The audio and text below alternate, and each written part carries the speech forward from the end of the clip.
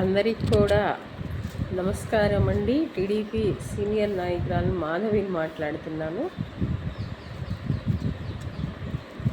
Morning స్టేడియానికి వెళ్ళాను. అక్కడ కొంతమంది తెలిసిన వాళ్ళు మామూలు ఫ్రెండ్లీగా చాలా బాగా పాటిస్తే, కొంతమంది ఏం పేరు అని అడిగితే మాధవి అని చెప్పాను. మాధవి అనగానే మీరు ఎమ్మెల్యే మాధవినా అని అడిగారు.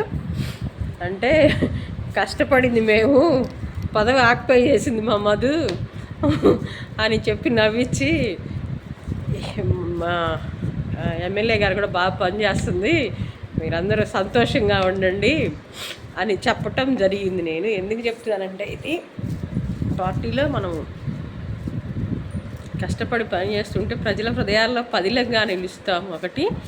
ఒక ఎమ్మెల్యేనో ఒక మినిస్టర్ అయితే ఒక ప్రాంతానికి, ఒక దేశానికి మాత్రమే, కానీ విశ్వ నరేంద్రుడు అంటాడు మా కవి జాషువా గారు.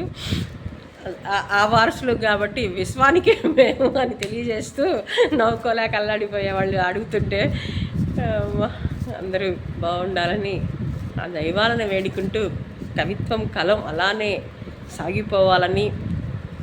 మనం లేకపోవచ్చు, కానీ మనం రాసే కవిత్వం మాత్రం శాశ్వతంగా ఉంటుంది. ఒక నన్నయ్య, తిక్కన, వేమన ఇట్లా వెలుగులు విరజిమ్మాలన్నదే నా ఆకాంక్ష. పదవులు శాశ్వతం కాదు, రచన శాశ్వతం అని తెలియజేస్తూ, మీ పిల్లలు ఎవరైనా రాసేవాళ్ళు ఉంటే వాళ్ళని ప్రోత్సహించండి, వారి వెలుగులని భావితరాలకి అందించండి అని తెలియజేస్తూ, ఎమ్మెల్యే మాధవి గారికి మరొకసారి నమస్కారం తెలియజేస్తూ, మీ పేరుతో నన్ను మీరు ఎమ్మెల్యేనా అని అడుగుతున్నందుకు స్టేడియంలో నవ్వుకోలేక అల్లాడిపోతున్నాను ఇంట్లో నేను.